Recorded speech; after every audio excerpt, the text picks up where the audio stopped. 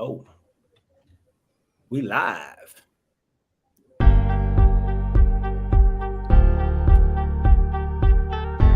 live. We live. They didn't want to do the countdown. What's going on here?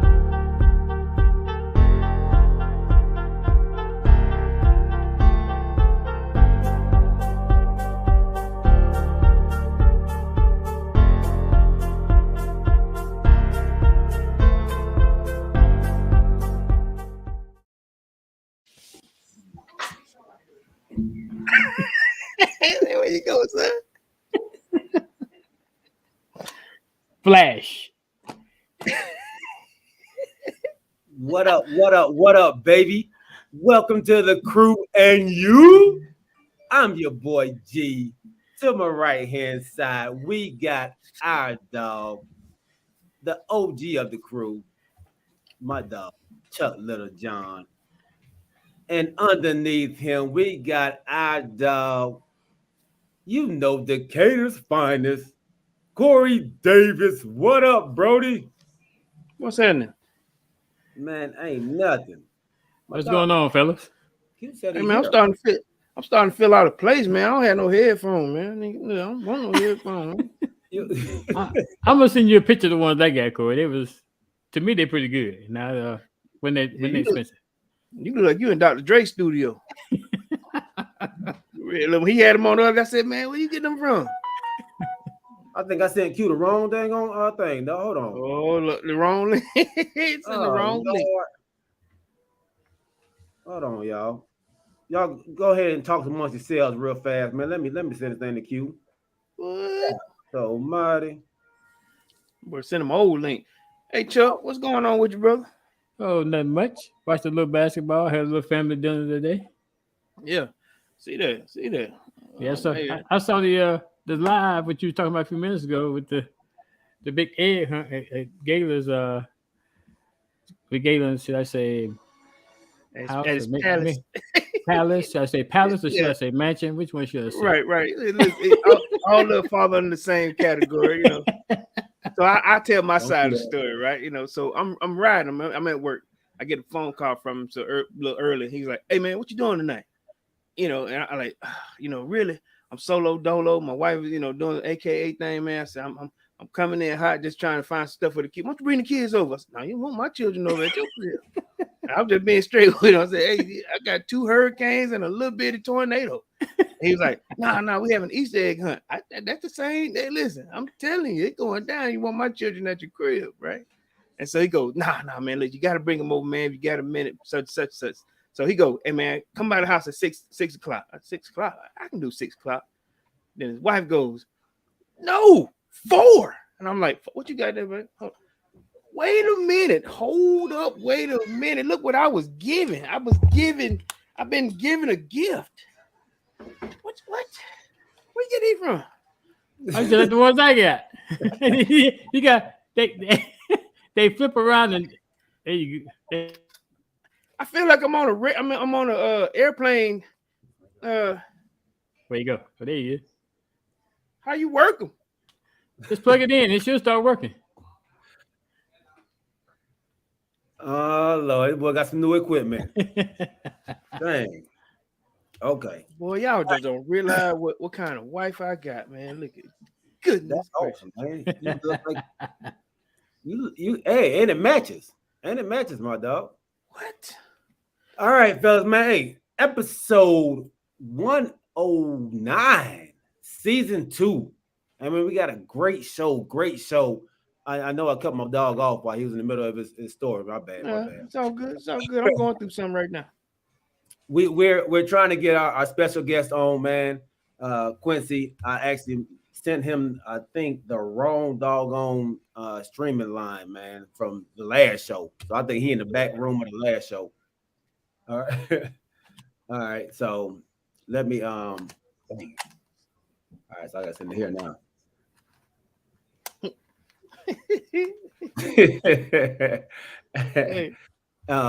So hey, yo, we're gonna have Quincy on in a second, man. Let's welcome a couple people to the crew. My dog A to the Z Media Network, Big Country. What up, Brody? my homie, my dog. This guy is the workout king, man. Him and his wife have a wonderful, wonderful podcast. My dog Kamarie White. Make sure y'all go subscribe to his channel, man, at the His and Hers podcast on all your podcast social media outlets, man. Also on Instagram, the His and Hers podcast as well, man. Make sure you follow them on that, man. Great content, funny, good stuff, man. A good chemistry that they have, man, between each other, man. So make sure y'all check it out. My cuz Carlos Slim, what up, Lo? Welcome on, buddy. Welcome on. James Littlejohn, of course, and my dog Matthew Thompson. I'm sorry, Matthew Thompson, dog. Thank you so much for rocking with us. Kanisha Davis, of course. And our new subscribers, man. Let's welcome them to the family as well. The TCY family, man. Sierra Canty, Lisa Canty, Jamie Wheeler, Donna Thomas, Brenda Canty, Talisa Canty. Thank y'all. Thank you for rocking with us, man. We appreciate Canty crew, ain't it? It's a Canty crew, right? The Canty crew is in the building. Wow. Hey, we had a great cowboy, man, that played for us. He was a Canty. I wonder if they related, man. They not. I know, right? He said they not. No. They not. No relation. Chuck said no relation. Well, he even thought about it.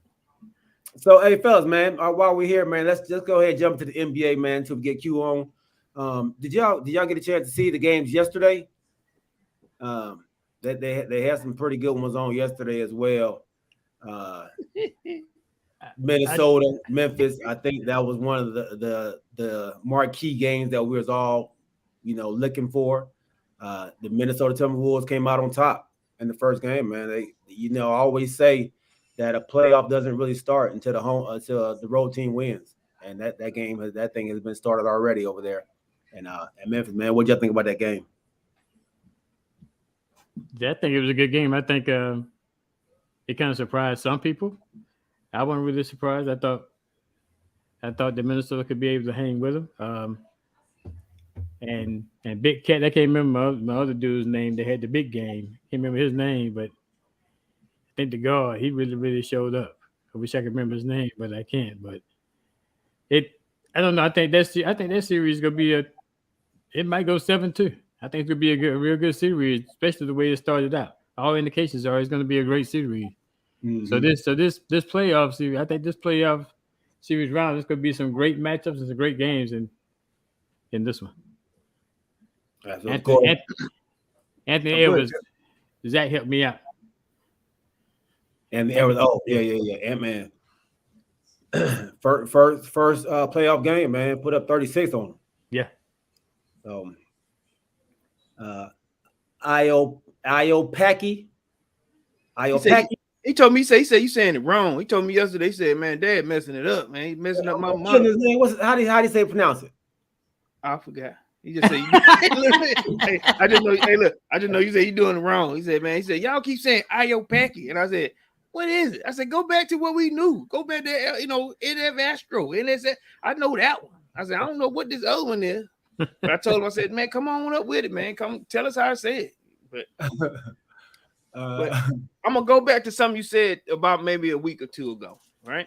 And this is when it comes to it may have been we were just sitting there talking about it. When it comes to my man Ja Morant, you wasn't giving him his just due. You wasn't giving him his flowers, because Chuck brought something to my attention and my wife that he should have been, if not, in contention with MVP, but most improved. And you said that he wasn't most improved. So I watched him play the other day, and I thought about something when you said that to me.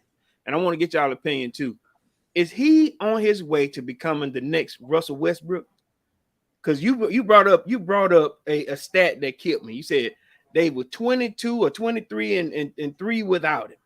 And then I watched the game, and they mentioned that same little statement that when he was on the bench, the team should be able to keep up only because they're 20-something and something without him, 21 and 3 without him. And I'm like, is he becoming the next Russell Westbrook? Because he's going to have all kind of highlights. He's going to have all kind of plays where he just doing his thing. Is he on his way to becoming the next Russell Westbrook? And I was like, I hope that he doesn't become that, because I like this kid. You feel what I'm saying? But am I making a point when I bring that up? Because I know that's pushing it a little bit, because nobody wants to be the next Russell Westbrook, but stats don't lie. In what manner are you saying that he's going to? So what Russell Westbrook has uh, a bad in aura. He's not likable. He's not likable. Huh? Not likable. Russell Westbrook is not likable. You like Russell Westbrook?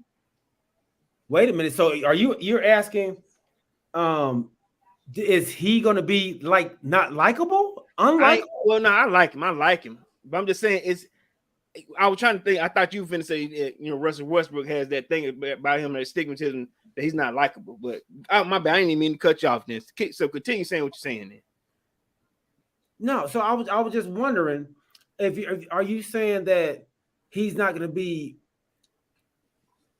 I don't think he's ever going to be unlikable. People love my dog. I think they love the way he plays. I think they love his tenacity. I think they love the fact that he's a small guard. So no, I can't see that, Brody. I can't see them not liking him. Will he never win a championship? And I don't think even that. I think he will win one. Okay. So I don't think he's gonna be anything like what Russell Westbrook is. But the other day you were I ain't saying you were against him, but hey, look, I was on the same side as Charles and my wife. This dude here has brought this team from nothing to something. I was against what you were saying about him being the most improved. That's my only thing. You can't be the most improved when you was already great. That's when I was saying, like, you can't say Trae Young is the most improved. He was already a great player. But the Memphis Grizzlies wasn't there. They wasn't in the mix like they were last year. They was in the playoffs last year. But they weren't the number 2 seed. No. They were way down last year. They wasn't. They were like 6, 7, 8 last year. Right. Right. So going from 6, 7, 8 to number 2. But that doesn't mean he was the best. The most improved, though. I understand what you're saying, that their team played better this year, which you expected them to because they got a little taste of it last year. So you expected the team to take a step. But I don't think Ja Morant was that much improved to win the most improved over a RJ Barrett, who elevated his game from where he was in his rookie season to where in his second season. He was a much better player. But nobody talking about him though. No, but they're putting Ja Morant up there with the MVP race. Y'all putting him up there with the most improved. But I guess this goes back to your thing, G. So is most improved? Are we looking at it as individual? Or are we looking at it as you like to say? No, I can't just get over how you kept bashing my boy KD about he don't improve nobody around him. So to me, most improved, because basketball is a team sport. So most improved is you improve yourself, but you also improve the position and your team better than you were last year. That to me, that's all hand in hand. I'm improving myself, so when I improve myself, then my team improves also. So let me to add on to what Chuck's saying. So last year, I'm gonna give you two teams, the two teams that were just playing. So the Grizzlies last year, they were 33-49. Timberwolves were 36-46. Now I was using Big Cat, because he brought that team. I think I used him first, and then Chuck had, and my wife had brought up Ja, and I was like, whoa, I forgot all about Ja. And them boys are in the mix now, because like I said, your leadership has to improve in order for you to improve, or if you improve and your leadership improves and your team improves. Right now, we talk about the number 2 seed, right? Number 2 or number 3 seed. I mean, that got to account for something in terms of your ability to lead this team or bring this team from they were 12 last year. Chuck, you were giving them a little bit too much. They were 12. Okay. Now they're number 2. I'm just saying. I think that goes with some some leadership qualities or some most improved qualities that because we were just giving out flowers to those who didn't get any just due. And when we were saying that, you were like, "Oh, we might as well put hell no." We all couldn't get your tongue working fast enough. You know? Yeah. I was disappointed in what y'all was saying. Absolutely, man. I don't. He and like I said on last show, they went 21-2 without him. The team has gotten better. That's the reason they're where they are now. The team has played better, but they built off what they did last year. Which goes back to my point. That's why I was asking: is he gonna end up being on a team where he just gets individual accolades and they don't necessarily win the way they should? That's all I was asking. That's all he's asking. Okay. Well, we got my dog is in the building, man. The legend, my dog, Southwestern Cab, Decatur legend, Georgia Bulldog, Dallas Cowboy, my homie, Quincy Carter, man. Welcome to the show, big dog. Hey, what's good, man? What's good? Sorry about that. Yeah, sorry about being late, man. I was trying to do it on my on this other phone, but apparently it wasn't working. So I apologize about that sincerely. Man, we appreciate it, man. We know you're a busy man, dog, and you just taking the time to come on the show, man, is very much appreciated, my brother. So, hey, man, it's no problems, baby, no problems at all. Let's first say, man, how was your Easter, man? Your resurrection day, bro. How was it today? Man, service. I went to church. I did I was actually hosting because we do a Facebook Live, online interaction. So I hosted today, did both services. The first service, actually, I sat in and attended, man, but it was great, man. And came back here, got me something to eat, came back to the crib, man, and shoot, took me one of them good old Sunday naps. Right?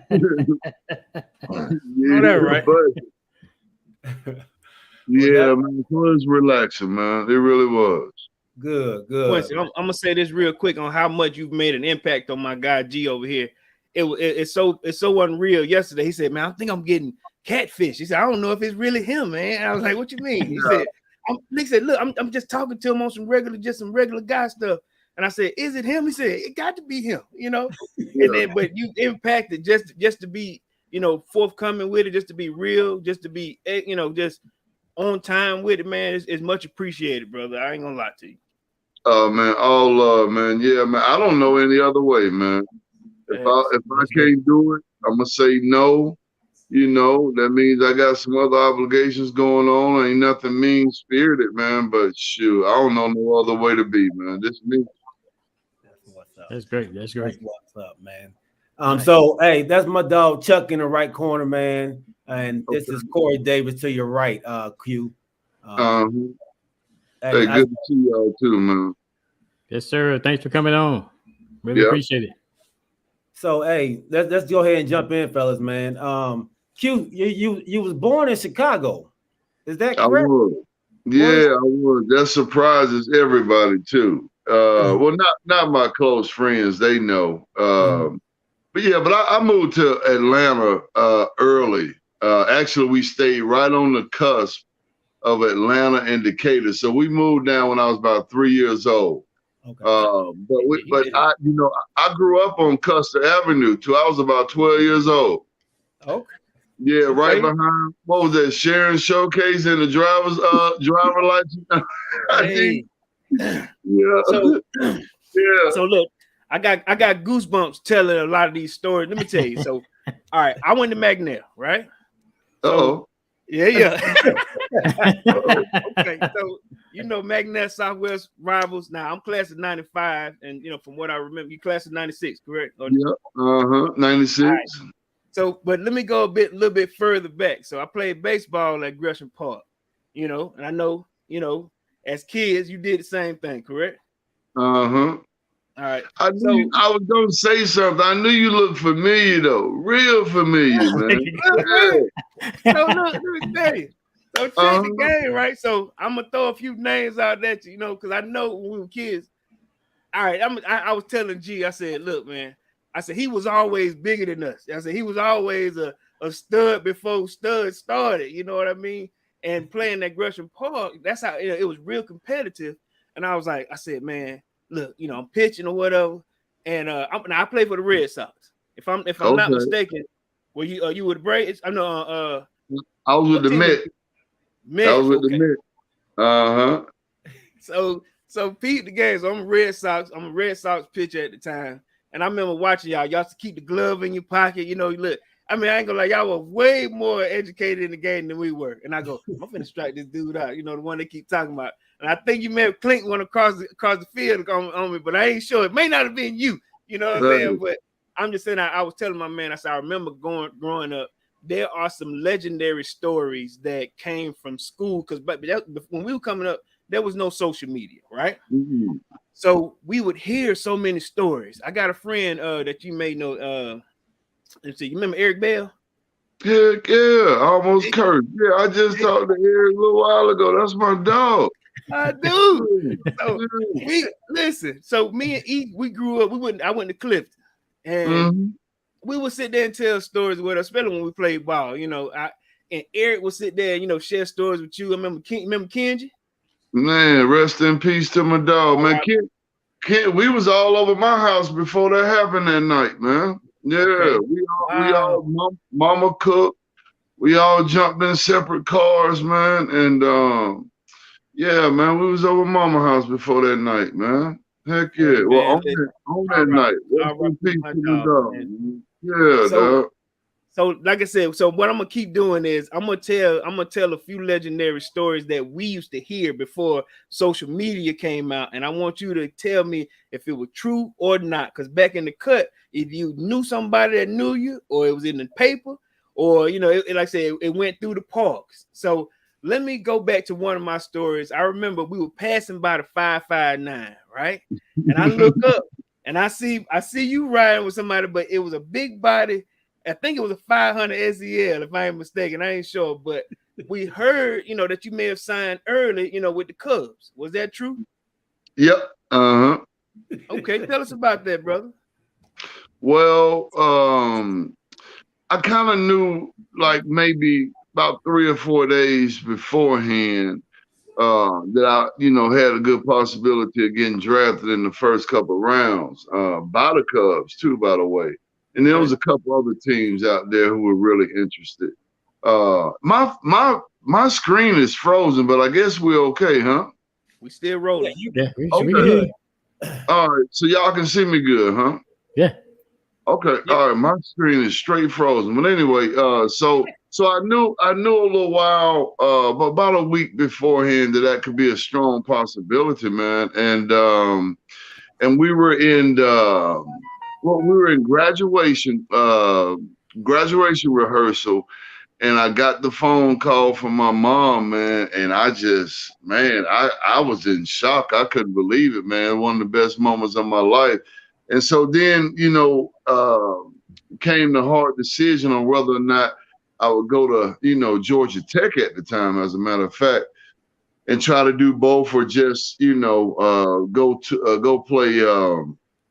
play baseball. And I chose, to play baseball. One, the money was too good, I'll be honest with you. But then two, I knew I played. Yeah, it was.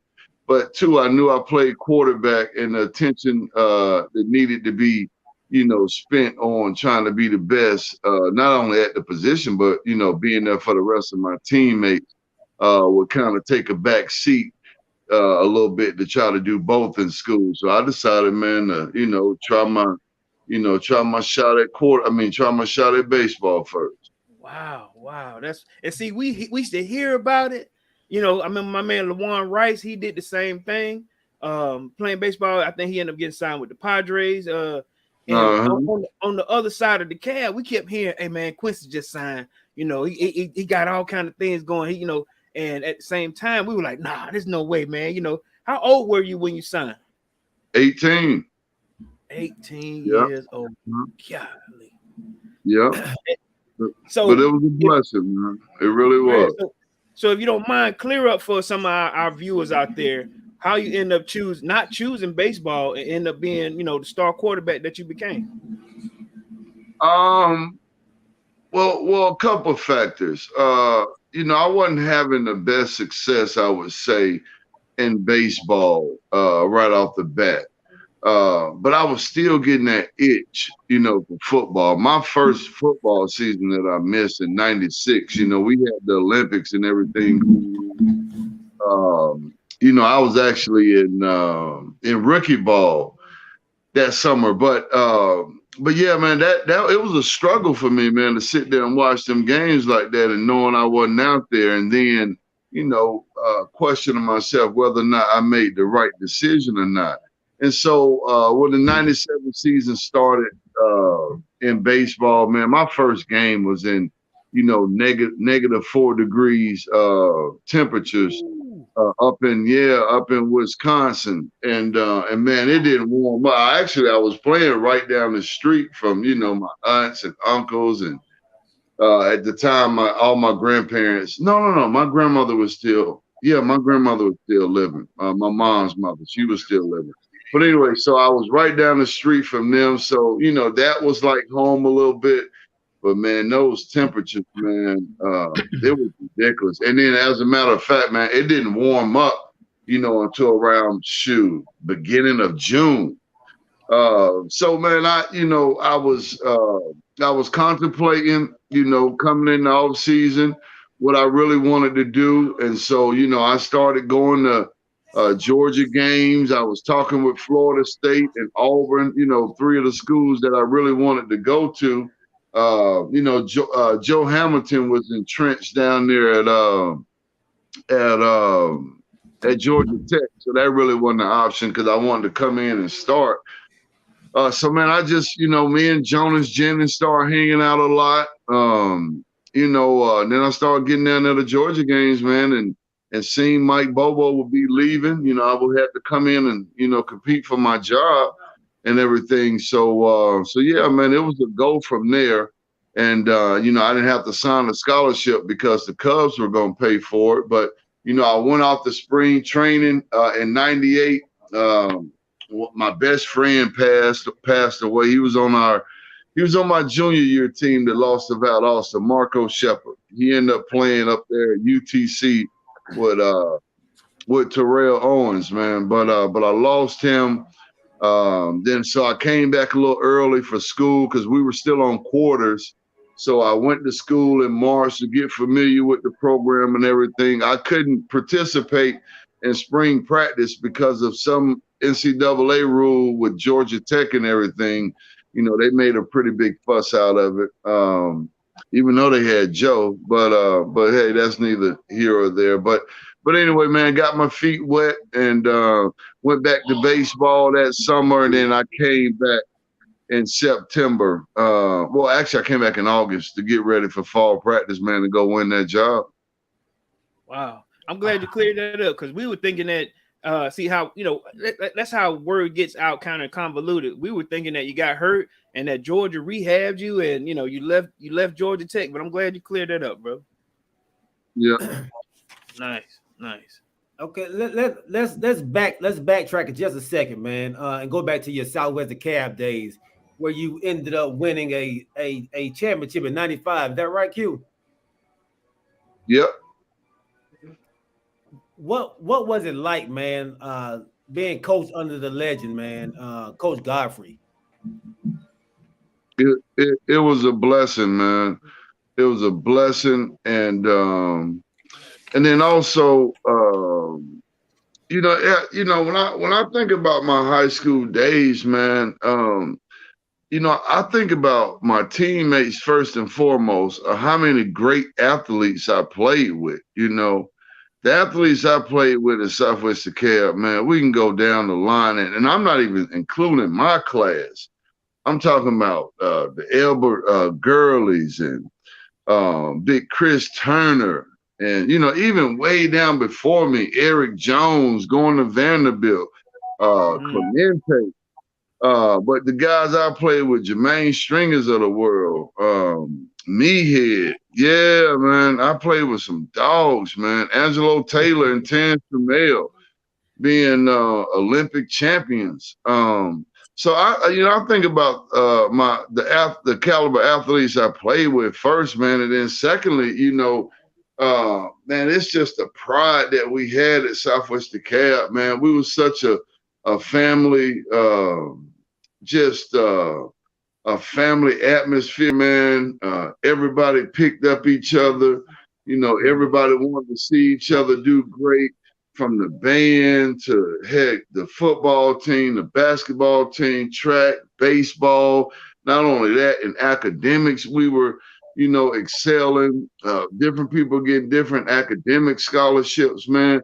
So just the excellence that we were really about, the true Panther pride, man, that we held, to our heart, man, and wanted to, make the next class, just as great as us. Those are the things I, really, really think about, man. And then with Buck Godfrey adding on top of that, man, it was just, man,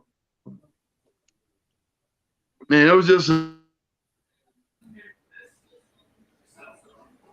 a match made in heaven for everybody, man. To be honest with you. And it was just some great times, man. Buck influenced our whole school, man. He made our whole school better, So, man, it's just great times. I can go on and on talking about Southwest DeKalb, man. That's what my heart is. I know, man. Nobody want to hear about Southwest DeKalb that much, man. We want to talk about McNair, man. What's wrong with you, man? Nah, I'm just joking. I know it was always a rival game whenever we played Southwest DeKalb. They had to literally move our game from Panthersville Stadium to Memorial Stadium because of how many fans on both sides were in attendance. You remember? You feel me? And I remember, like I said, coming up, we would like we were the total opposites of Southwest DeKalb. Y'all had the funding, we ain't had no funding. Y'all had, like I said, great players. We had no great players. We had good players, not great players. I'm gonna share another story, and I'll let Gator keep going. So I told her I would transition different stories that I remember about Southwest and McNair when I was growing up. So we would, we played track. All right, I played soccer. You remember Rodney Williams? Oh, I know you know Rodney Williams, right? Can you hear me? Yeah,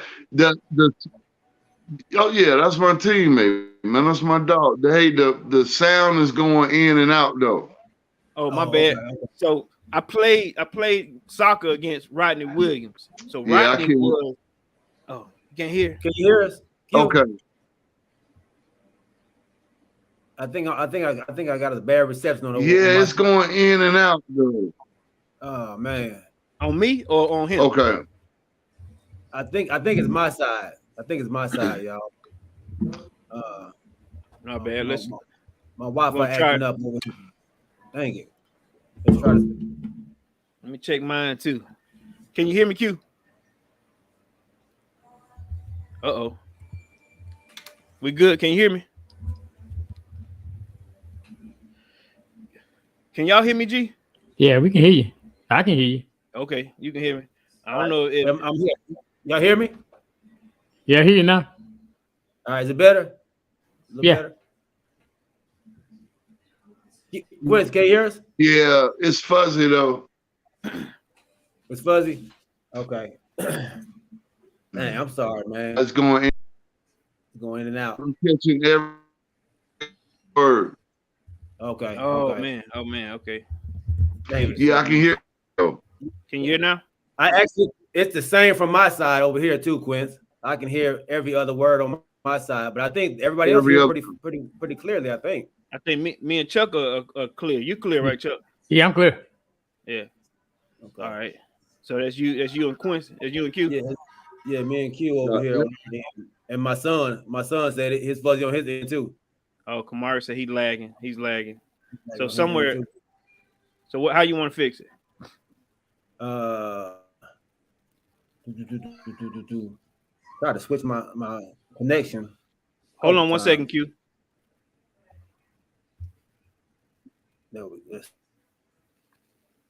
Change the Wi-Fi.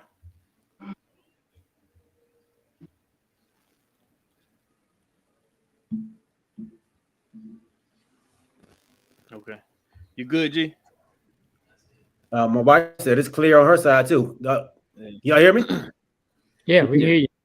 Y'all Yeah, look real clear now. it's better now. It's better. Yeah, Okay. Yeah. uh-huh. I see Yeah. y'all loud and clear now. Okay. Good. Good. Okay. Good. All right. So we'll continue on. So with like I was saying with McNair and Southwest DeKalb, you guys were always it's like 10 versus 1, or yellow and I'm sorry, white and black or however it go. We just polar opposites, right?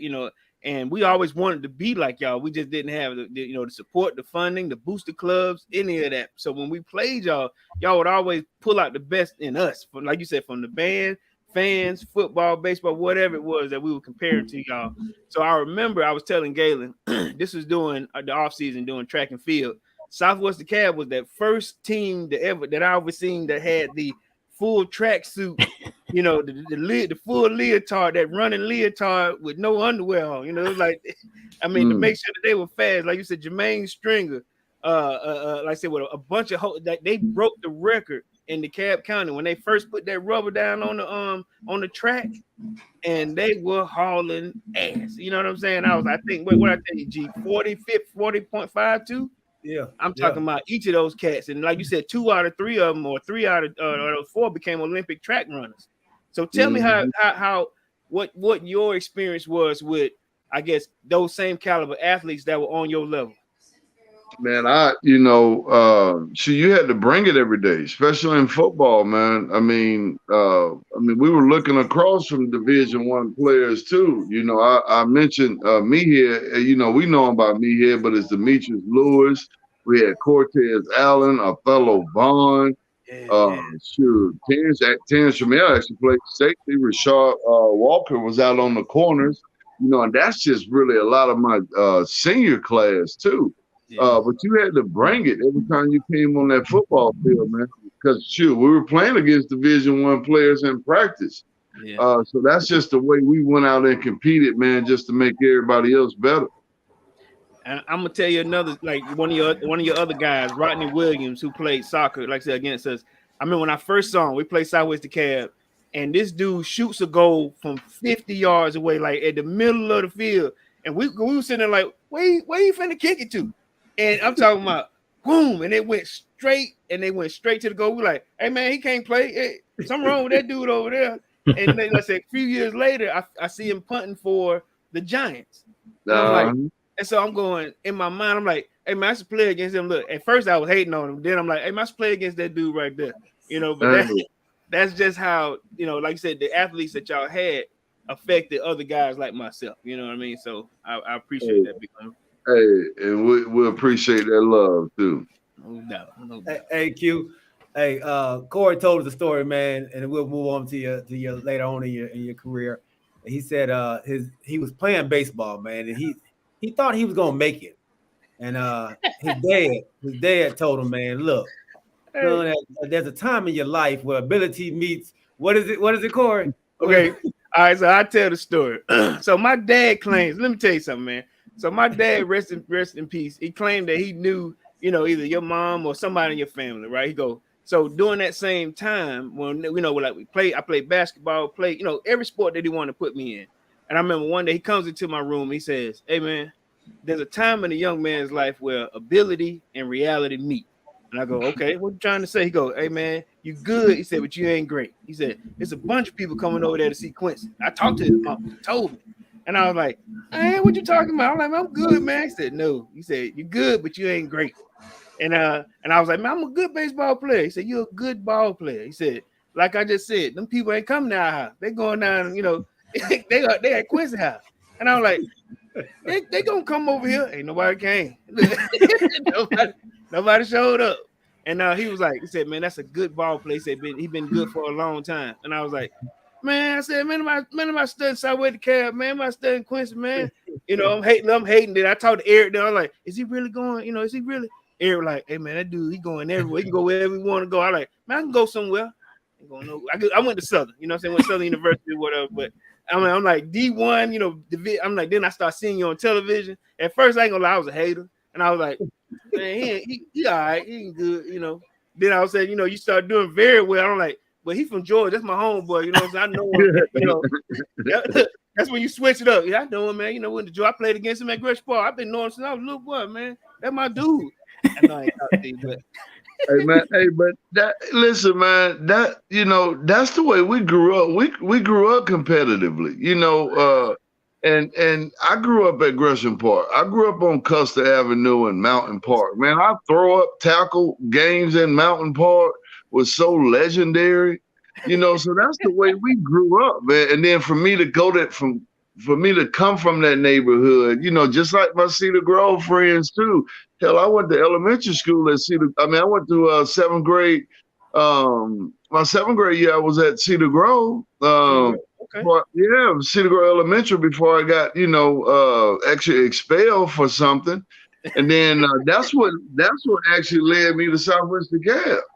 Honestly. Okay. Yeah, but I was getting ready to go to Cedar Grove with Deion Glover and Amon Mitchell and them boys, man. Eventually, Amon, though, transferred over to Redan, though. But yeah, we all grew up together. So, man, we were so competitive, man. So that ain't, hey, shoot, I probably did it a few times, too.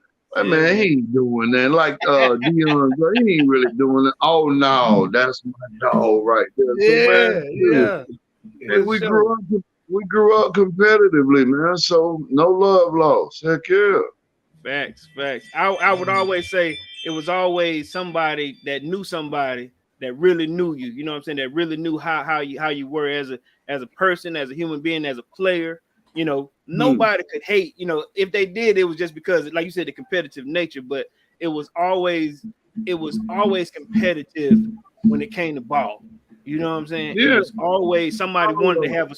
After a while, when they realized how great you were, it was our stories and compared to, I think I struck him out. I think I may have sacked him, or I may have. It was always something that you wanted to kind of relate yourself to QC on. You feel what I'm saying? So that's the portion where the legend in DeKalb County kind of grew, and then once we got to college, it got even worse. Where your glory was a part of ours, even though we were. I'm not gonna say nothing, but we were a part of what made. I felt like we were a part of what made you great. You feel what I'm saying? Can you hear me? Yeah, I appreciate that love too. Yeah, no doubt. No. But hey, everybody made me great too. I wouldn't even I'm putting myself on great status. I was all right, but man, I appreciate that love. But hey, the competition though, man, it made me, take that thing to the next level too. If people, my classmates in Southwest DeKalb to the whole DeKalb County. Shoot, man, we had so much talent and within our own county. Shoot, for days. And we are the Gwinnett County right now. Because shoot, we like the Jeffersons. Heck, you move up a little bit. So we are the Gwinnett County. So no right now. I got one last question, man. Yeah. I can hear you. So I got one last question. At the time that Southwest DeKalb, when they beat Valdosta, I think Valdosta at that point were, they were top in their field and everything. I don't know if they were on a streak that was unlike any other for high school championships. Tell me what it was like when y'all finally brought down. Wait a minute. Wait a minute, we didn't beat Valdosta. Stop that, man. We lost our junior year, man. So you did go to Matt. You trying to be funny now. Yeah. No. We didn't beat no Valdosta. I thought y'all won. No, we lost, and then watch out, man. Y'all didn't beat Valdosta. Man, Corey. We lost, man. That was low, Corey. We beat Warner Robins. Senior year, but we lost the Valor. Go ahead on, man. And that competitive man, right? You are junior year, 40 to 37, and you know that too. You know what you. Corey, bring back some of that hate. Too. Bring back some of that hate, Corey. They hate, Corey. My bad. Exactly. Just a little salt. My That's bad, all. Just a Shawty. little salt sprinkling around. No, whatever, dog. That was Warner Robins. Shoot. But all love. You see that one still hurt though, huh? Yeah, That that man one say still still hurt hurt. right there. My bad, Shawty. My bad. Golly. Yeah. I should have brought my ring to this show. That's what I should have brought. I know No. you ain't got one of them. Shoot. Hey, I got a fantasy football winning ring. That's it, homie. That's about all. You ain't got nothing from 18 years old and younger. Shoot. Man. So my bad. So that still hurt then. That still sting, man. My bad. My Man, bad. whatever. I ain't even talking about it. No, man. Go ahead on, man. We ain't talking about that no more. Oh. All Go right. ahead. Just cause how you tried to do it though. You know what I mean? Hey man, my bad, Shawty. My bad. Golly. Go ahead, G. So we touched on your baseball career and your baseball at Chicago, the Chicago Cubs, man. But then you decide, okay, I'm done with this, man. I'm going to Georgia to play football. But what I heard was you was actually supposed to go to Georgia Tech.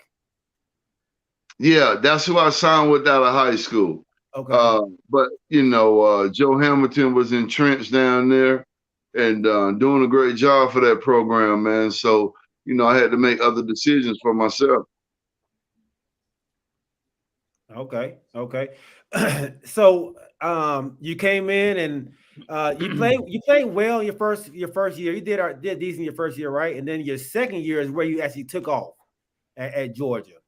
Tell me what that was like. Bit. Yeah, I really started to improve on my passing. We started to throw the ball a lot more. But yeah, man, I was getting better. My college career, man, and my NFL career, I think they just so incomplete because my junior year I got hurt. I broke my thumb. We got off to a rough start. Well, heck, I got off to a rough start the second game of the year against South Carolina. But yeah, I was ascending, and then boom, the injury happened. Just like my NFL career, ascending, and then boom, being a knucklehead, want to mess around out there. So yeah, man, I was getting better. I can say it like that. Right. And you came in and you was already a professional when you came in. So how was it? Was it easy to transition back to college after being a professional?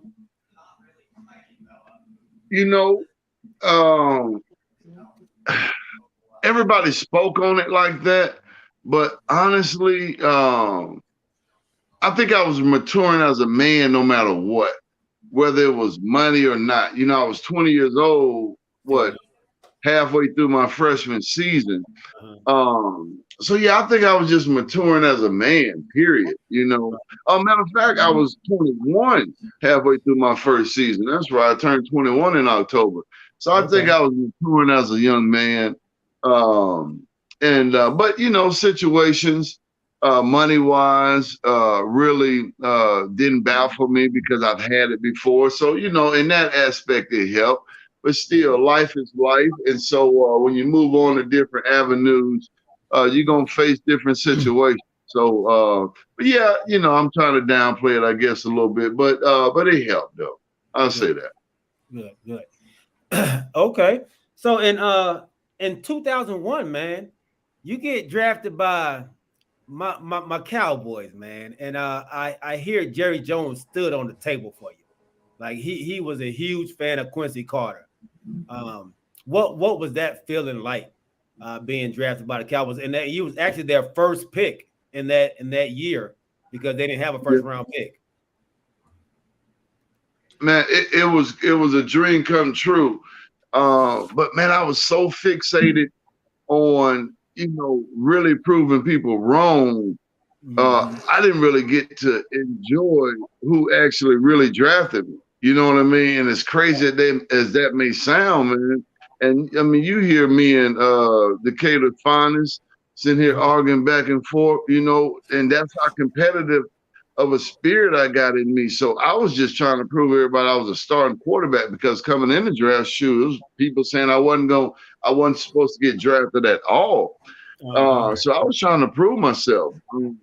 So yeah, so really, man, I didn't understand the magnitude of what it meant. Well, I'll take that back.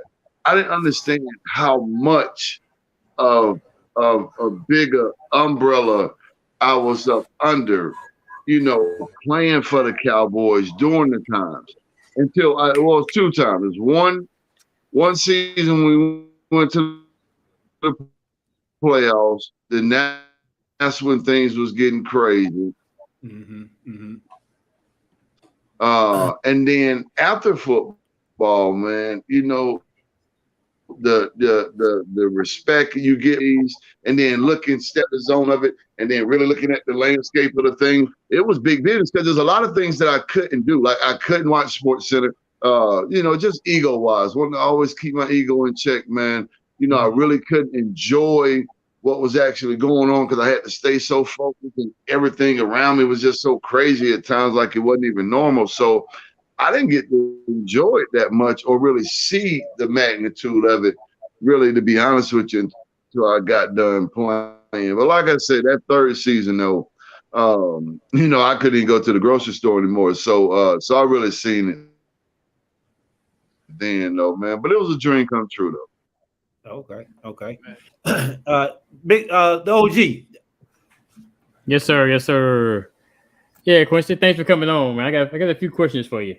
So we talked about your high school situation. I mean, high school career there. It's going out again. Going out again. Uh-oh. Pull up to the mic, something, Chuck, maybe. Go ahead, Chuck. Let me hear you. Can y'all hear me? Can you hear him, Q? No, it's going out bad, man. Not bad. Can you hear me, Corey? No. I can hear you. I hear you. Okay. Try it one more time. Mic check. Mic check. Hello. Everybody hear me? Can you hear G? I can hear it. Yeah, I can hear it. I look like my boy Quincy's froze right now. Let me see. Send him a text, G. See if it may be on his end. Like you said, yeah, he is froze up at this point.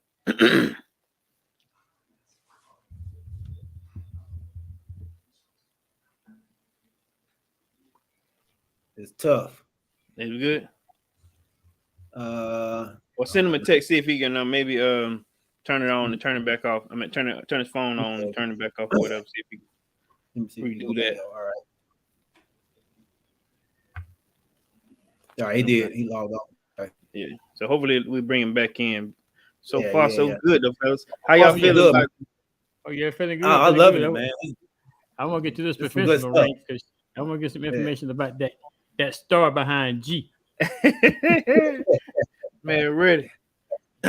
It's funny to me, man, how, like you said, how the questions and how, like I said, how it came up, how it comes to fruition, how it comes to light with what I've heard, what I grew up on, then to hear the person, hear it coming out that person's mouth. And then to hear that, listen, like how we relate to each other from, just growing up in Decatur. It's the same thing I remember as a kid, man. It's the same thing I remember coming up, bro. That's awesome. That's great. That's great. It was all good till you asked that final question. Hey, that was my bad. Look, for real, it was an honest mistake, bro. But I could tell the competitive nature in it. Like, man, go ahead with all that. Yeah, he wasn't hearing that. What did he say the score was? What did he say the score was? I couldn't hear it. I couldn't hear it. 44-3 or what was it? Yeah, it wasn't good, but he didn't want to talk about that too much. Look, I wouldn't either. Look, I'm with him, dog. I wasn't even part of it. Look, the crazy part was, in my mind, I actually thought that Sideways the Cab put a stop to, because Val Dawson was good for okay, so let me tell you about Val Dawson real quick. And if he come back, I'm going to see if he can concur with this. Val Dawson has, like how we grew up at Gresham Park, they would start the same plays at Gresham Park. These kids would learn the same plays, same offense, same defense, go to junior high, run that same offense. This coach at the high school level gave the junior high, senior high, park ball recreation that same playbook. And these kids, by the time they were in high school, they ran that stuff like it was second nature. So they were good at that same caliber of plays all the way up to 12th grade or being on that senior high school team. So Valdosta was good for years. And in my mind, I thought Southwest DeKalb put a stop to that, but obviously my man QC wasn't trying to hear that. He was like, nah, we didn't, but that so he said it was Warner Robins that they won the national championship. But that means that they were there 2, maybe 3 years, competing on that level. So right. So while we got this break, fellas, remember y'all, Quincy and the guys he was just talking about, Angelo Taylor, Terrence Trammell, Quincy Carter, Jason Foster, and Woody Danzler are doing a quarterback wide receiver football camp on May 1st, 12 to 2 for ages 7 to 10, and 3 to 6 for middle school and high school players, man. $50 per player, man. If you're interested, make sure you sign up. Sign your kids up for it, man. This is going to be some good work, some good information to get from professionals, people that really want to see your kid do well, man. They'll be at Rose Jordan Park on that day, man. So make sure if you can go out there, sign your kids up, man, and get that work in with them. So my dude. Yeah. I love his humility, dog. He stand up guy, man. I love it. I hope we can get him back on here, and finish the what Chuck had to ask him. I know Chuck got some questions about them Cowboys. Yeah. So Chuck, let me tell you. So I'm gonna share the same story that G told me, and I ain't gonna. I got goosebumps with him telling it to me. Look, we were sitting at the table like 2 little girls. Like he go. I said, so what made you, reach out? And he's like, we were on the same little, what was it, G? You talking about the Cowboys on Twitter? He said, so he sent him a message. So look, the first message, what's up, my dog? It's like some simple 1 or 2 letters. What's up, my dog, man? Appreciate you. This. Then G sent a long page, that wow, and hit him with, hey man, listen, I got a show, man. I want to see if you come on. And I was telling him the efforts that I was making, like with our mutual friend Eric Bell. I'm sitting there, I talked to Eric. I'm like, hey man, when last time you talked to Quincy? I'm talking to somebody that really talked to him, and I still couldn't get the amount of work in that this dude here did just by sending him a honest message. You know what I'm saying? So we sitting at the table, right, Chris? Definitely like 2 little girls, and so he showed me the list of texts, emails, and just instant messages, and I'm like, he sent this to you? We both sitting there. And then G said he got so excited, like, I feel like I'm being catfished. Like it's just too easy to talk to him. And I was dying laughing at the table. We just going over just different things, man. And to see him come on and be the same cat that G can confirm with, man, that's awesome. That's awesome, man. For a dude to be like that. Yeah, he's 100% genuine, man. I mean, he wasn't holding anything back. He's putting the cards on the table. No, I guess doubt. that's what you want. Absolutely, man. And I want to be able to get him back on so we can talk about his testimony, man. Where he's been and where he is now and what he's doing, man. I hope he gets back on.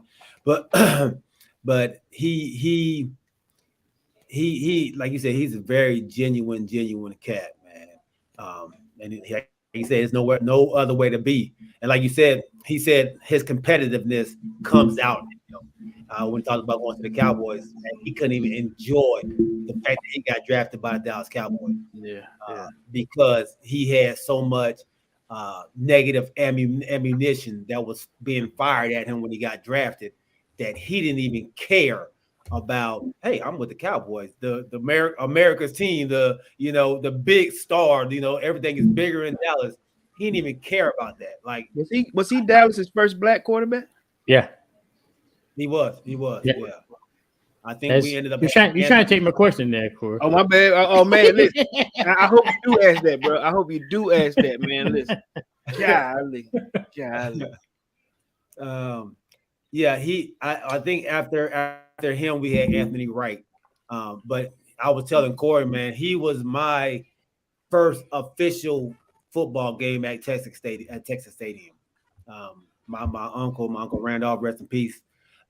He took me to my first game in Dallas, and we played the Carolina Panthers, and we were playing like trash, man. I think it was 13-zip in the fourth quarter, maybe like 4 or 5 minutes left in the game, man. And my uncle was like, you know what, I can't watch no more, man. I gotta go. I can't finish watching this game. And we had a flight. I think my flight was at 8 or 7 or something like that, and his flight was at 6 or something.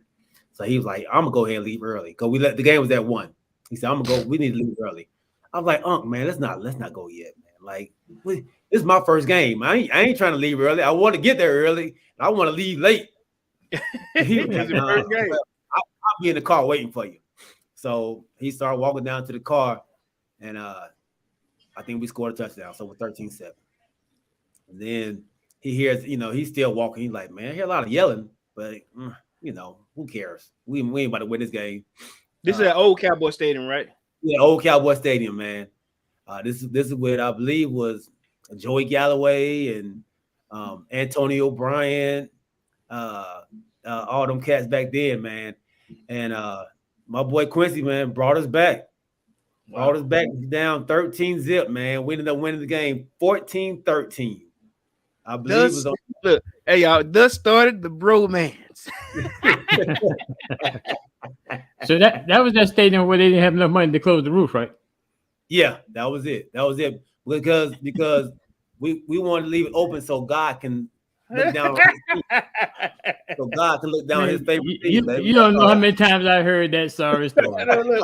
On Resurrection Day, don't do that, G. Don't do that. Hey, look, watch a Cowboy game and a circle of rain is coming down in the stadium. The world.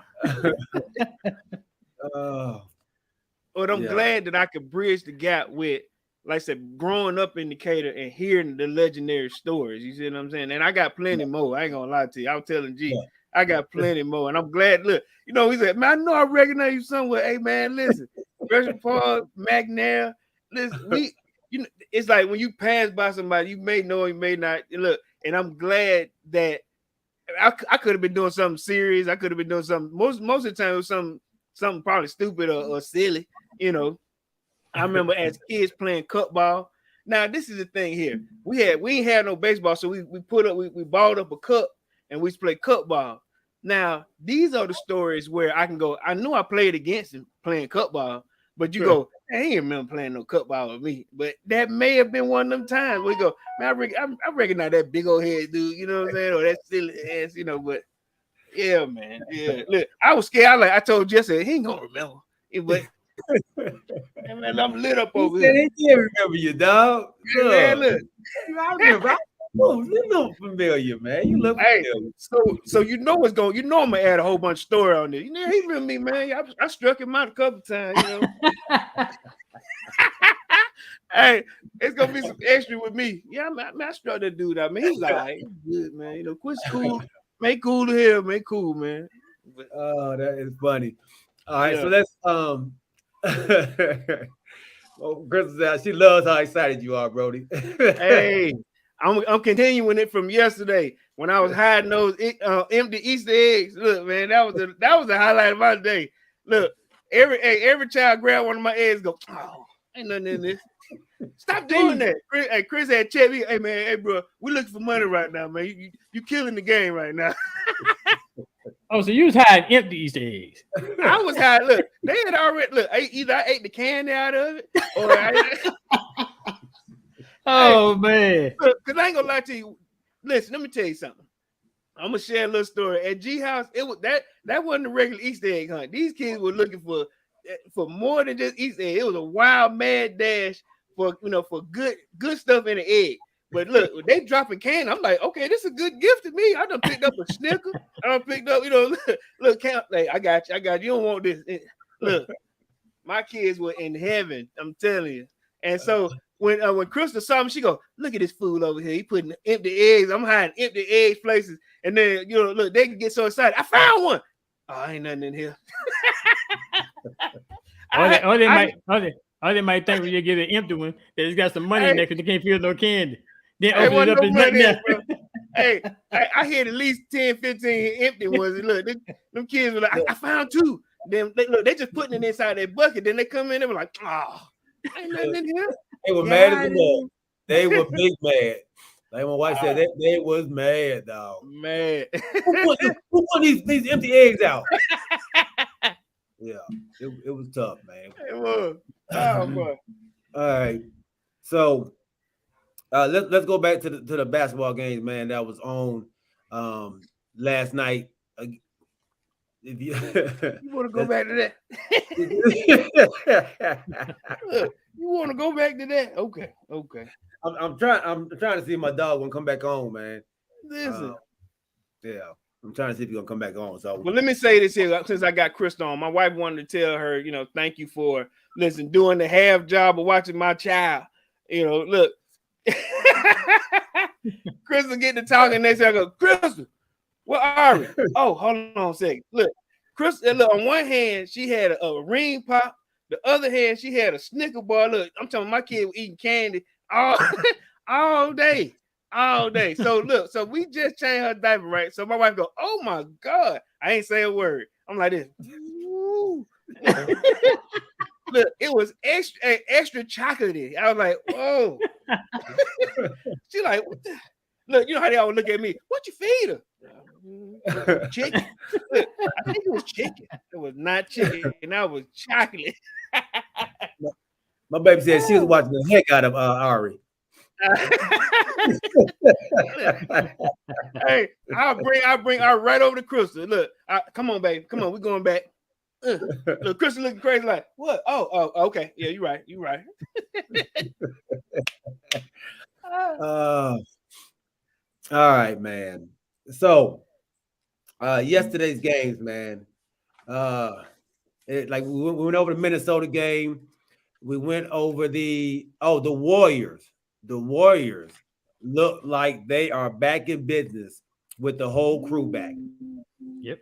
Before you do that, we were talking about Minnesota and the Tim. We gave Memphis a little bit, but I want to say something, man. I think Minnesota, Big Cat, my man. Listen, my man from Georgia. Is Andrew Edwards. Anthony. Mm-hmm. Yeah, man, listen, they were going off. I'm talking about all it takes is a little bit of fire, a little bit of confidence, and I think, like G always says, if you strike early, away, you got a chance of taking it. Yeah. So we never did ask each other the question: who do y'all have in this series, Memphis or Minnesota? I'm still going with Memphis, man. This would tell you what type of team you are. If you have a chance, and I got them going deep in the West. You got it going 7. I got this game going 7. I do have it going 7, but I have Memphis going deep in the playoffs. So I definitely got to stay with Memphis. Excuse me. So I think it opened up their eyes to what they should be doing. They started off way too slow at home. You can't start as slow as they did at home. They started off and they were down, I think, 10 in the beginning. Minnesota, like you said, they came out, and the Edwards, I think he hit like the first 7 points. They came out blazing. Yeah, he came out blazing, man. So you gotta jump on them early and get their confidence down. I want to see how they react when they're down. So yeah, I got Memphis. Chuck, what about you? Yeah, I got Memphis too. I think Minnesota played a great first game, but I just don't know if they can do it throughout this whole series. Mm-hmm. So kind of like G, I think he goes 7, but I think overall Memphis coming on top in this one. I'm going with Minnesota, man. I'm going with Prince Country. You know what I'm saying? And Prince the singer. My bad. Big shout out to my man Mike Prince. You know what I'm saying? If you out there, but I'm going with Minnesota, big homie.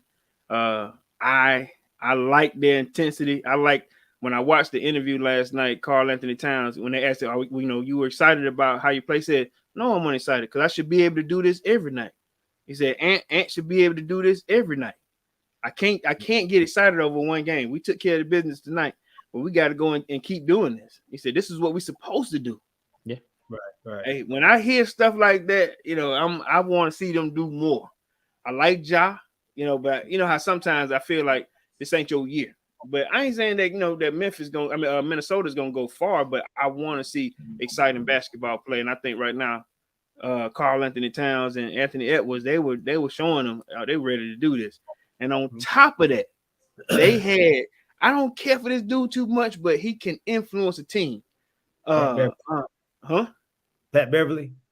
Patrick Beverly is in that team's ear on the defensive end.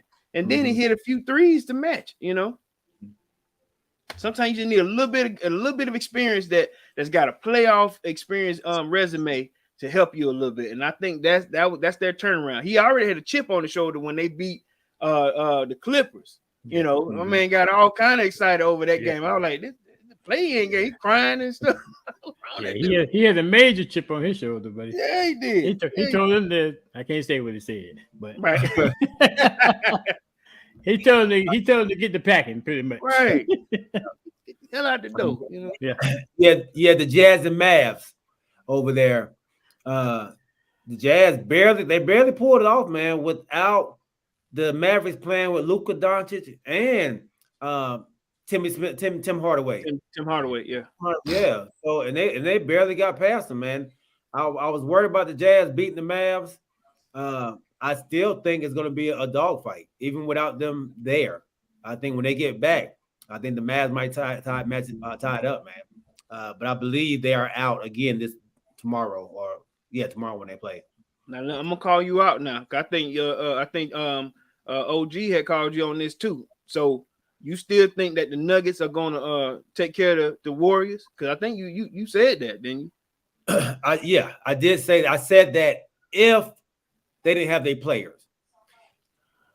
But they all back. So now we just have a different tune now? Yeah. I think they'll get past this round.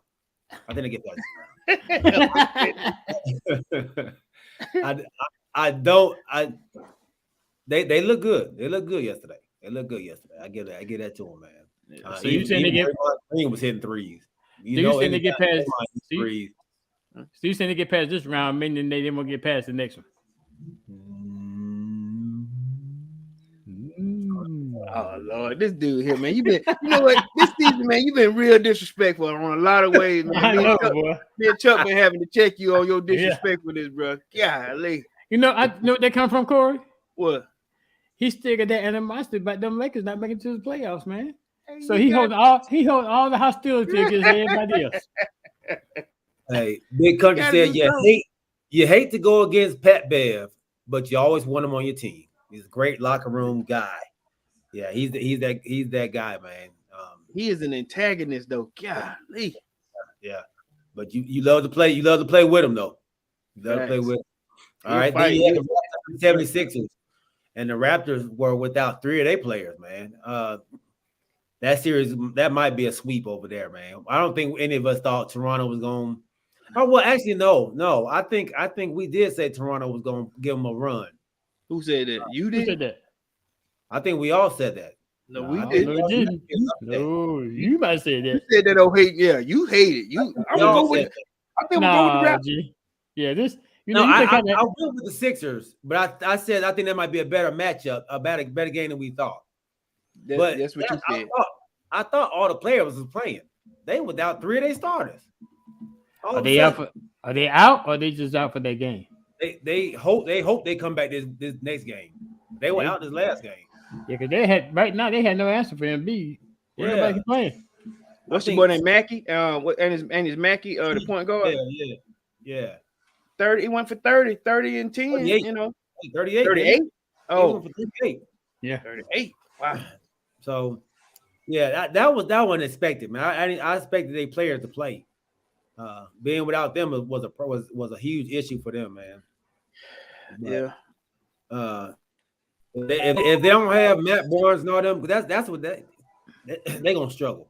They're gonna struggle. But I thought they matched up well with all them there playing. So that was the issue with that.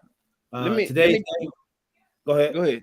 I'll say let me ask you as a new part-time Hawks fan. I gotta put it. I gotta me and Chuck kind of came up with that you are a part-time Hawks fan at this point, right? Or at least in the playoffs. Right. My team didn't make it happen. Where you at with them right now? What are you expecting out of this series?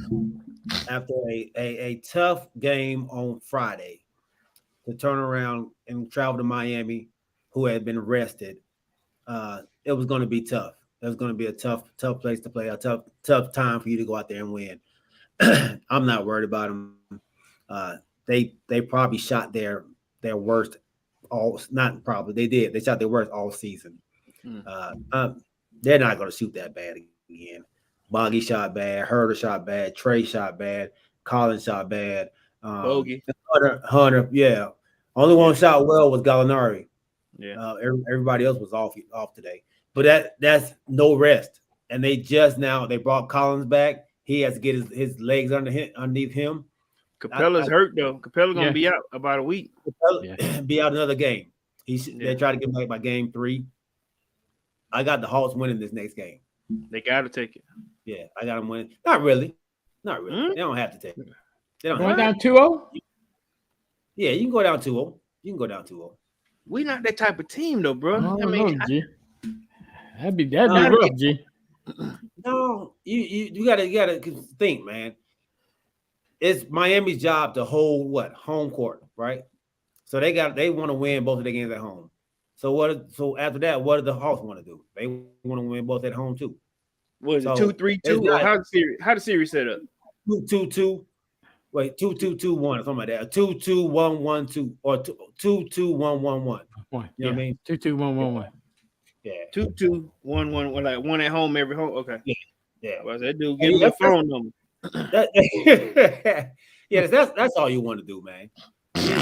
If you fall down 2-0, you make sure you win your 2 at home. You don't want to go down. You don't want them to win one on your home court. But if you go down 2-0, that puts that much pressure on you to absolutely have to win at home. Both of them. Yeah. And a lot of the times that team doesn't go down 3-0. They win that next game. Nobody want to go down 2-0 either, though, bro. I think Chuck, you make a point. Nobody want to go 2-0. I mean, down 2-0 and then have to win. At least two more. That's the name of the game. That's why you got home court. Yeah, but you want to take one. You want to take one away. They need to take this one. But it ain't the end of the world if you don't, though. It's not the end of the world, but I mean, it's that much pressure on the team going on the team. Yeah, it is. On the team going back home, you have to win both of those games. If you lose one of those games, now you're going back to their court down 3-1. Right. So that first game is not the hardest one. It's that game 4 is what you're saying.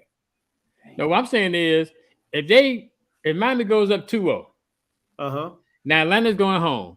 The pressure's going to be on Atlanta. You have to win both of those games at home. If you don't, then you're going back to Miami down 3 games to 1. Yeah. So that puts pressure on that team that's coming home. They have to win both of those games.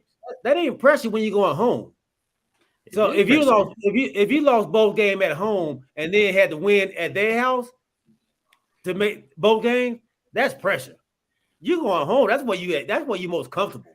You know what? I guess when you see them towels and everything and all them shirts on the seats at home, you are not worried about playing at home. That's your comfortability, baby.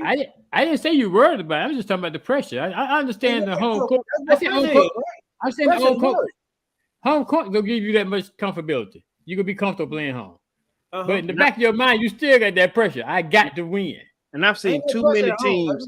I've seen too many teams, fall under the pressure of not being able to come back from a 2-0 or let's say even a 3-0.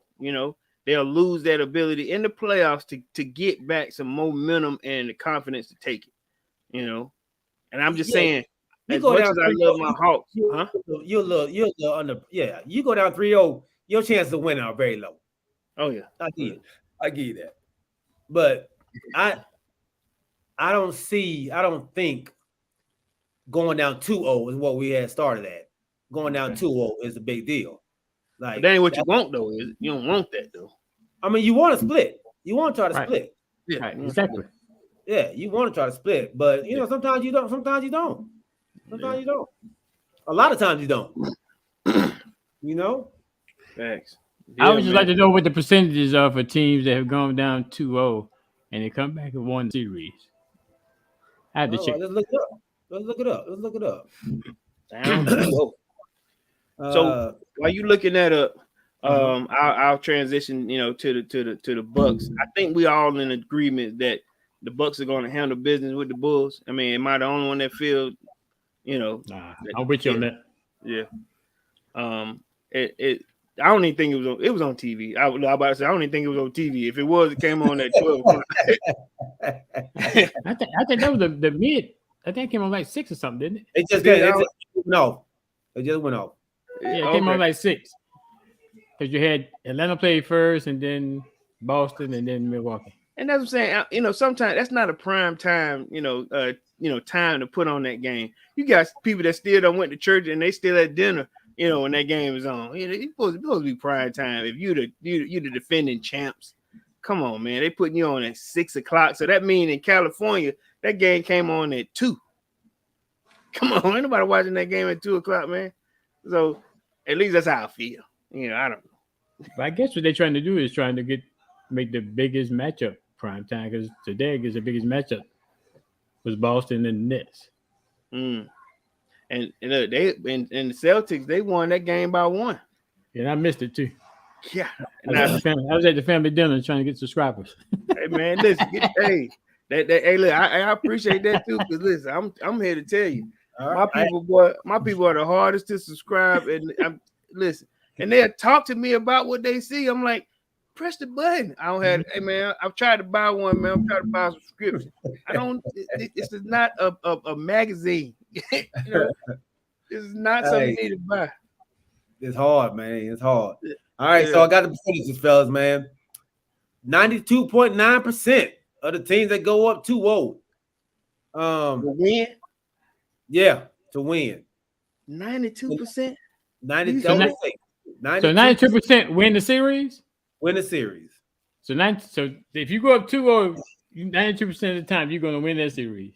Let's go down. So let's take it to the first round. It's 93% in the first round. That's even worse. So you hear what Chuck is trying to tell you? Yeah, that's trying to tell you. Going up 2-0, being up 2-0, down 2-0, and going home is pressure. So you don't want to go up because you were just really cavalier with, oh yeah, that'll be okay. That'll be okay. I think look, you got too many people that's probably thinking that same thing. Yeah, we just down 2-0. You finna lose. You better win. Hold on. What was this? Hold on. You know, find another stat. Yeah, Is it 95? Huh? I found another one. This one says, I mean, it's still high. He said it's still high. What? It's still 78%. 78%. Matthew Thomas agreed with G. Yeah. It's okay. What you mean, Matt? 2-0 is nothing in today's NBA. What does that mean, big man? You can turn that around fast, man. That's what he means. I don't know, G. That ain't where you want to be, though. That's all I'm saying. You don't want to be down 2-0 to a Miami Heat team that's number 1 in the Eastern Conference. You know what I mean? With a strong defense. Huh? Yeah. Uh-oh.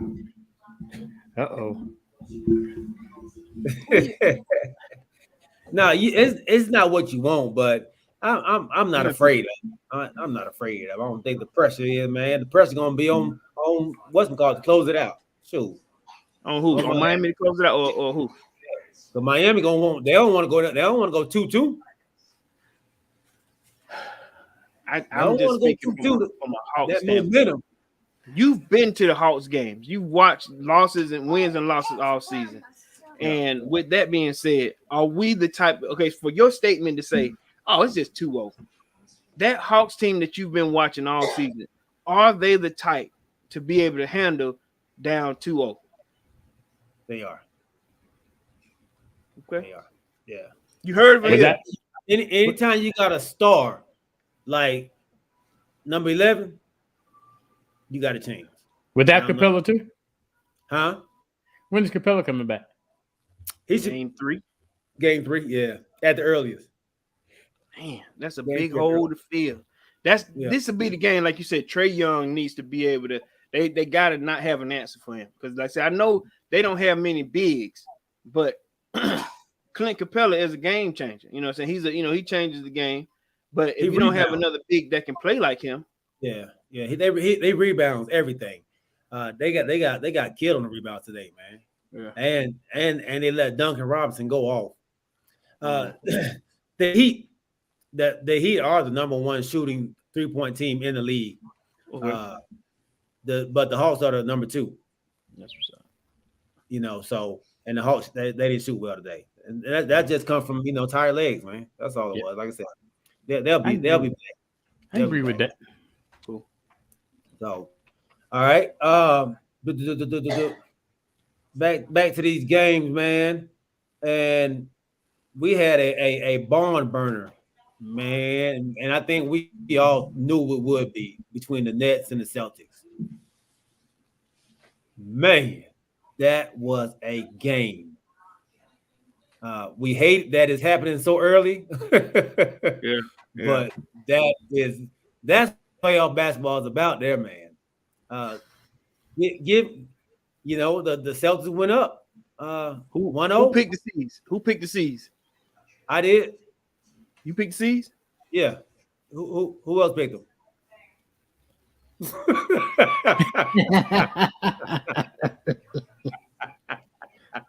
Look. I picked the Nets. Then I think I picked the Nets. I picked the Nets too.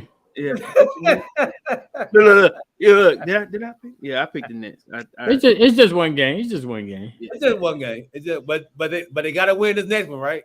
This first game was at in Boston. Yeah, next one will be too. Yeah. So they gotta win. This is what y'all telling me. They can't go down 2-0. But No, that's not what I said, G. Wait a minute. I said you don't want to go down 2-0 because going home puts that much pressure on you to have to win based on your stats. Right. Stats Okay. are that if you go down 2-0, the chance of you win the series are slimmer. So I'm not saying you absolutely don't want to do it. I just said it puts more pressure on that team going home to not split. Where the other team's goal is to split. Right. now this is where I think I'm gonna throw a stat out at you that may change the outcome. Okay, so Kyrie Irving was 12 for 20, right? Now, my guy, who I feel like is the best in the league, Kevin Durant, he was 9 for 24. That is not a regular Kyrie. That's not a regular Kevin Durant game. Now, at the same time, I'm trying to see if that means that what's your guy name that was checking him? I can't remember, but am I giving more credit to the defense against him? I don't know. They were switching him up. They had Smart on him a couple of times. They had Tatum was getting on him. They had what's your guy name? Al Horford on him a couple times. Yeah. Jaylen Brown. Yeah, they switched up a lot of guys on him to, I don't know if to tire him out, but to contain him. And 9 for 24 is a decent set of containment for a scorer like Kevin Durant. So I seen for the first time him get his jump shot blocked. Oh, did he? Yeah, by who? no, by Tatum. Tatum blocked Kevin Durant. Tatum blocked his jump shot. Wow. You don't normally see that, but Tatum has them long arms. He's 6'9", but I think Kevin Durant is 7 feet. I know. And his Did wings he block it like before he shot it, or he reached it? No, he reached up there. He tipped it. Made it come up. Shoot, Change the trajectory. Yeah. Came up 4 feet short. Wow. So which you don't see. You don't see often, man. So they play really, really, really good defense on him. Like you said, they forced him into a 9 for 24 shoot. Al Horford moved his feet well. against him, and kept his hands out and contested. So Al uh, Horford is 40 years old, man. Al Horford is 40 years old, man, but he plays the right way. He's always had. He's very fundamental. I miss him. You know, When he was here in Atlanta. yeah. My wife Boo, you know, she gives him the thumb time every time she sees him because he left the Hawks. Gives him the thumb down every time she sees him. Larissa, welcome to the show. She says, James, Kyrie needs to get fined. That's ridiculous. So Fine. yeah, Kyrie What did he get fined for? They said he was passing out birds, man. He was passing out birds on his way down the court a couple times. The fans were heckling him. Yeah, I saw that part.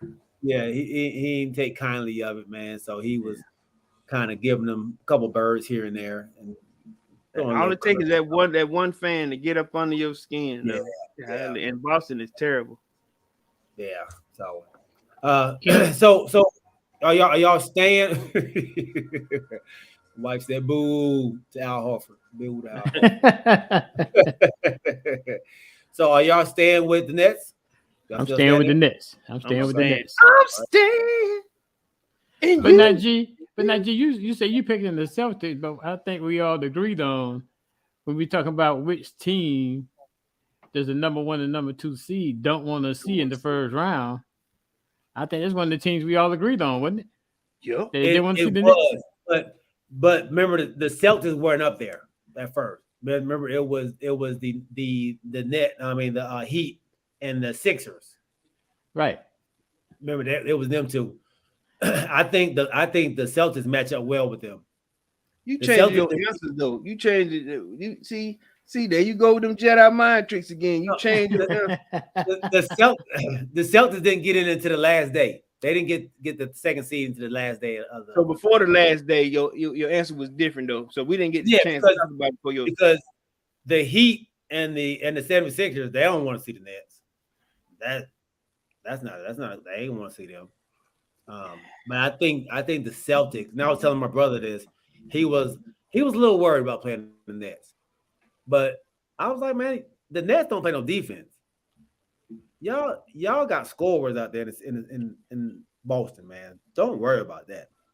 Y'all get past them. Wow. Yeah. So yeah. Well. So you don't think Ben Simmons come play is gonna help him? No. I was gonna say for what? Hey, man, for what? Hey man, if I was on that squad, I was like, hey man, just chill, man. Hey, go ahead and kill it. Like, look, it's like the last little bit of orange juice. Go ahead and kill it, man. You straight. Don't keep your street clothes on, man. Well, you know, you're gonna get confused the rest of the guys that's been working hard, you know. Man. We don't put all the stuff on the Christmas tree, and you come for the last. Oh man, get on out of here, man. Put the star on top. Yeah. I wrapped the gift and you put the bow on it. Go ahead, man. All right, man. It looks like we're not gonna be able to get Q back on, man. So keep hollering at him, bro. Man, I really want to get some Dallas information, boy. I know. You don't know how bad. I wanted, like I said, I wanted to him to be able to tell his story. And his story, he has a great story. It's a great story. It ain't over, bro. Let's set it up for part 2, man. Part 2. We can try to set up part 2, man. I'm gonna talk to him and see if we can get him back on again. Do a part 2 of it. Like I was telling y'all before, man, the guy he's like an open book, man. He doesn't have a problem talking to you. As you can see, man, he enjoys to tell the stories, man. So I'll definitely try to work on getting him back on.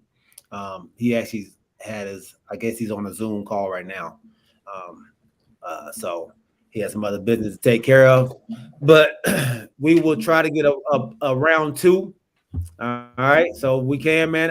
We would definitely let y'all know, but like we said, man, we thank y'all for walking with us, man. This has been a hell of a show. Right. Episode 109, man, in the books. Yes, sir. Look at you closing it out at 1:30. At an hour and 30 minutes. Look at my man. I told you my wife that went out the other day. Good job, brother. Hey, y'all showed me the way, man, on last Sunday, man, or last Wednesday. Y'all showed me the way. So Hey, I got me and Chuck, hey, go to do our thing. Good. Hey, I told you what my wife said. You go, all right, I like it. So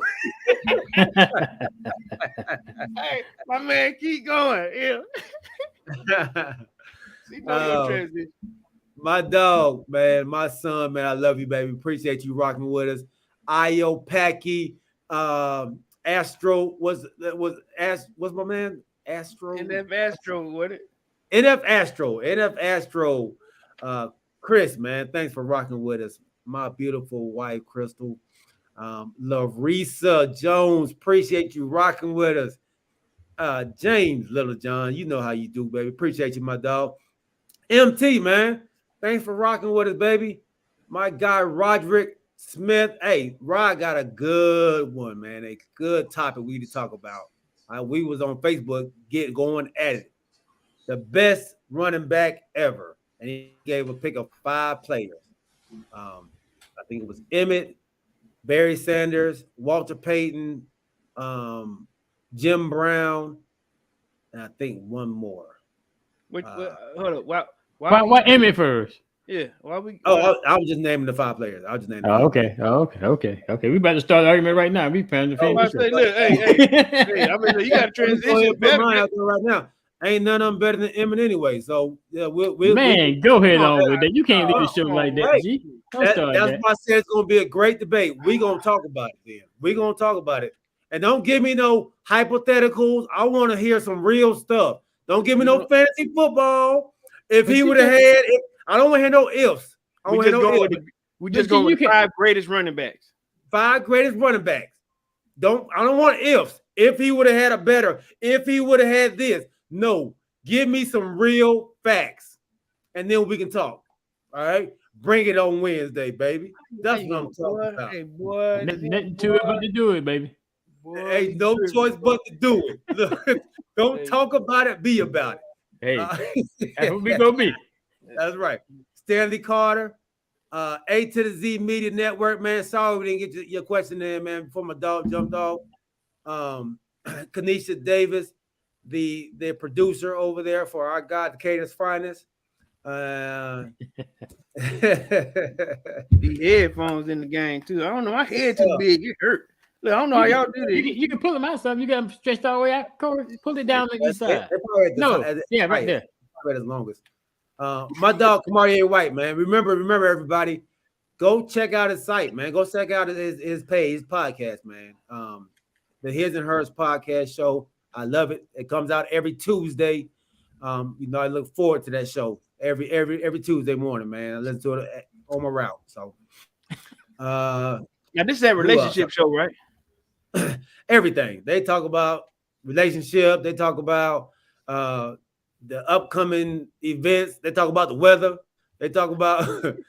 They had one the other day talking about not back shots. What is it? Head. Something shots. I'm gonna start doing one with my wife because look, we're a little salty right now. We got outbidded by this old ugly couple. No, I don't know. I ain't never seen. Oh man, I'm lying. We ain't never seen them. I'm gonna stop that. You know, I just hope that not back shots. It was about if they have people on the back burner. Do you have the one you might have let go or the one you married the wrong one? Type, yeah. Ooh, controversial stuff there, boy. Yeah. Very controversial. It was. He did that on the show with his wife. Oh, they open. They open book, man. Oh, they open, dog. They open. No, boy, you crazy. No, can't do that. Look, I'm looking.